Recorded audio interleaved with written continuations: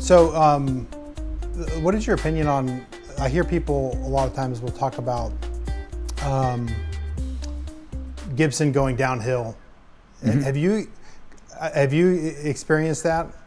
Because yeah. I've played. Really? I don't think I've played enough to see it. I own 2 Les Paul Studios, and they were the worst guitars I've ever owned in my life. Really? And yeah, they won't hold tune. The nut was cut poorly. The necks were warped. They just never stayed in tune. Pickups were physically loose on the P91 I had, and there was no way to tighten that up. So, actually that particular guitar played okay. It wasn't too bad, but basically the one it was a 70s tribute Les Paul that I had. It was gold top. It looked awesome, and I was like, yeah, I'll take it. You know, probably only needs a little setup. I had it set up, and I would tune it, play a D chord, and I could tell a couple of the notes were out. Every time, you just strum a chord and you go, oh, my tuning's bad. So you'd adjust the tuning and you think, hang on, it's in tune.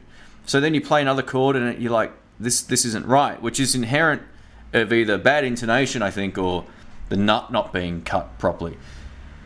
Yeah. These 2 particular guitars, not only, like I said, the P91 wasn't too bad with that actual problem of tuning it up fine and then playing a chord and it didn't sound right and all the strings were wrong.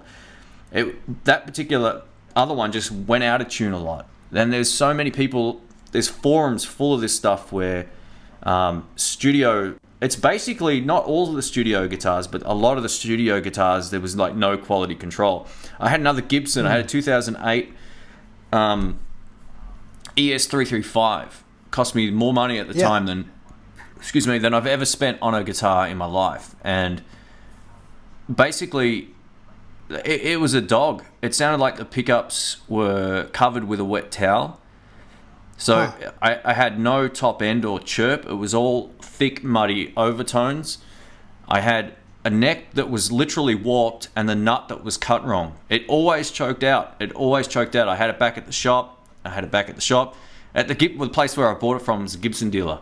They go, no, it's all right. So I ended up taking it to another guy. And he goes, man, I can't believe they let this off the shelf. Like, I took it to a real tech who looked at it and goes, man, you need a new nut. The neck's out, like all of this stuff. He goes, whoever set this up didn't know what they were doing. And this was before I kind of knew how to tinker with stuff. I literally had 2 out of the 3 Gibsons. Actually, I've had 4 Gibsons. I had a Flying V. That was awesome. I had no problems with that. But in terms of my ES335 was the worst sounding guitar I've ever had in my life. This was at a stage where I must have had 15 amps trying to find a sound that made that guitar sound good. The shop that I took this 2008 ES335 into, or 2009, around 2008, I had a chance to play the Tokai guitar. I didn't know anything about them. It was a Japanese one, and I had them both side by side. And a good friend of mine, Alex, was with me, as well as one of the guys in the shop who's renowned as being a gun guitar player. He said, here, try this, Lefty. And it was night and day. It was like, wow. Like, if you could hear the difference between...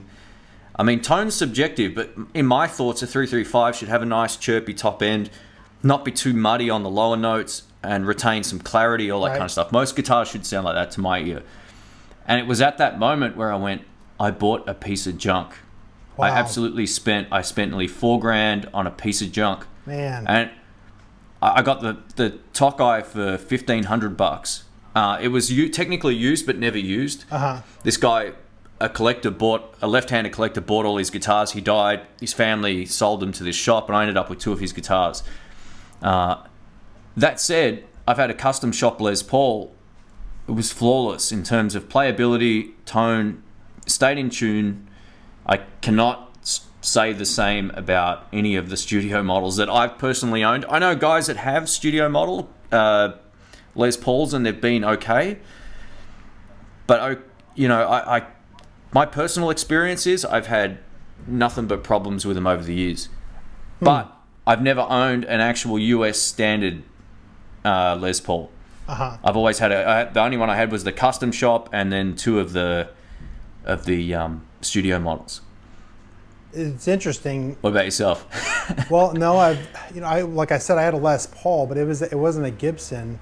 I still have it. It's an Aria Pro 2, which is Cool. back in it's the 70s. So I guess it'd be in like the, what they call the lawsuit era. And so, I mean, it's like when I grew up playing it, I didn't really know what it was. I mean, I knew it was a Les Paul, but I didn't know anything about what factory it was made in or anything like that. And it's exactly like a custom from the 70s. I mean, it's spot on. I love that guitar, but I've never pulled the trigger on buying another Gibson. I bought some Epiphones, but I've never bought a Gibson since then. One of the guys I play with, he has a Gibson Standard, and it plays great. But even he was like, it was kind of a gamble. Like he was anticipating, he bought it on eBay or somewhere used, and he was like, it's a good chance that I don't like this guitar. And it just happened to be one that he liked, and it felt really good to him. But he said, I've played other models exactly the same as this, and I can't stand them. So, I don't really know what's going on with them in the at Gibson. I don't know. I guess people are willing to spend. And I should point money. out too for those for those folks watching, I should point out I'm a left-hander as well. Yeah. So I have a feeling that Gibson might not even have any left-handed players in their staff that check guitars. I wouldn't be surprised if that's the case. So for me to get a guitar that looks okay when they eyeball it to actually being able to play it and use it, that might be working against me to some extent as well. So I can see that. I'm not going to say they're all bad, but all I know is the Epiphone guitars I've had. Like when I sold my when I bought that ES335, the Gibson one, I actually had a really awesome Epiphone Dot 335, and that sounded so much better. Yeah, so I've got one of those. And I love played it. great. Never had any problems with tuning. I was in Birmingham, Alabama. I forget the name of the shop, but there's a nice shop there that had a bunch of vintage stuff and a lot of high-end stuff. And like they had matchless amps, which have you ever played a matchless amp? I'm not a matchless. I'm sorry, a Bad Cat. Yeah. Oh gosh, it's like anyway. So I was playing some of those, and I just bought a Epiphone 335 Dot, and then they had the same red everything in their shop, and I played it, and I don't know. To me, it wasn't worth 10 times as much money for sure. for what I paid for mine. I paid $200 on Craigslist for mine. So, and it plays great. Whatever Gibson did to their pickups in the 2000s, like between say 2000 probably 7 and 10, some of the worst sounding humbuckers I've ever heard in my life. I've never played an ES335 that sounded as dark or as muddy as the one I owned. Surprisingly, another friend of mine bought exactly the same guitar the same year, exactly the same problems, except his played physically way worse than mine.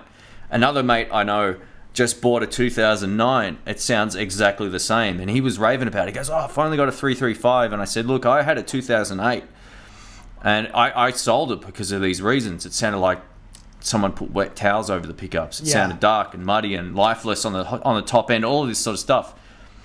And I heard him play, and he had exactly the same problem. But I didn't say to him. I just said, he sounds great. Like I didn't want to dishearten him, but his 335 sounded exactly like why I sold mine. And he had a really great amplifier. He's got great chops. It was dark. It was a dark, muddy mess. I absolutely believe the Tokai equivalent is 10 times better tone-wise. And I've never had problems with the way that it plays or anything like that. It always plays great. The Epiphone Dots, the Dot I had prior to getting my Gibson had a big neck. It had everything. It ticked all the boxes, and I sold it. I shouldn't have done that. It was a really great sound. I listened to my tone back in the early days of me playing with that guitar and a Yorkville Trainer amp at the time and a Tube Screamer. Like where I'm at now tone-wise isn't that much better than back then. That was a really great place to be, and I went through all of this gear and trying to find new tones, and I ended up pretty much back to where I was when I started in some way. So